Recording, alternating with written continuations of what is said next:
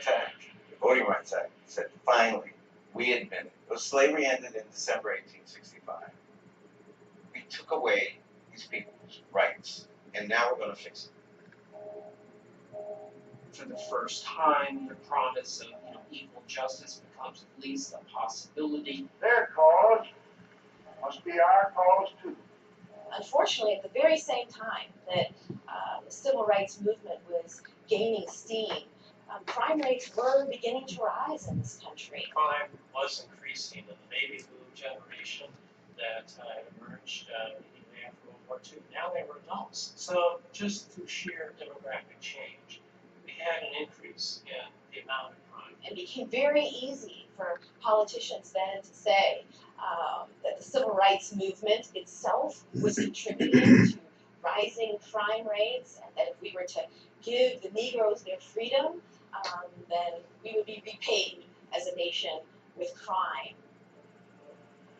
The prison population in the United States was largely flat throughout most of the 20th century. It didn't go up a lot, it didn't come down a lot. But that changed in the 1970s. And in the 1970s, we began an era which has been defined by this term, mass incarceration. It's the nation of law, as Abraham Lincoln has said.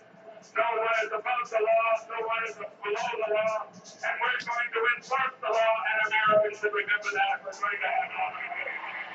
Making rhymes out here on the chain gang. Making rhymes and serving my time. Making rhymes out here on the chain gang. Cause I've been convicted of crime. I hold it steady right there while I get.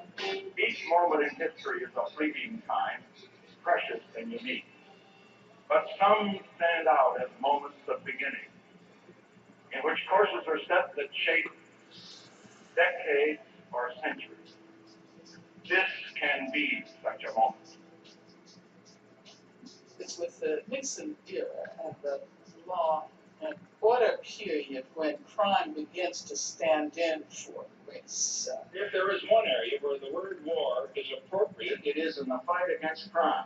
Part of what he talked about was a war on crime, but that was one of those code words, what we might call dog whistle politics now, which really was referring to the black political movements of the day, Black Power, Black Panthers, the anti-war movements, movements for women's liberation and gay liberation at that time, which Nixon felt compelled to fight back against. Once the federal government, through the FBI, moves into an area, this should be warning to those who engage in these acts that they eventually are going to be apprehended.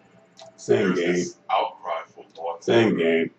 And Nixon becomes the person who articulates that perfectly. There can be no progress in America without respect for law. You can't imagine that Clinton today is saying anything different than what you are hearing here. Total war in the United States against the evils that we see in our cities.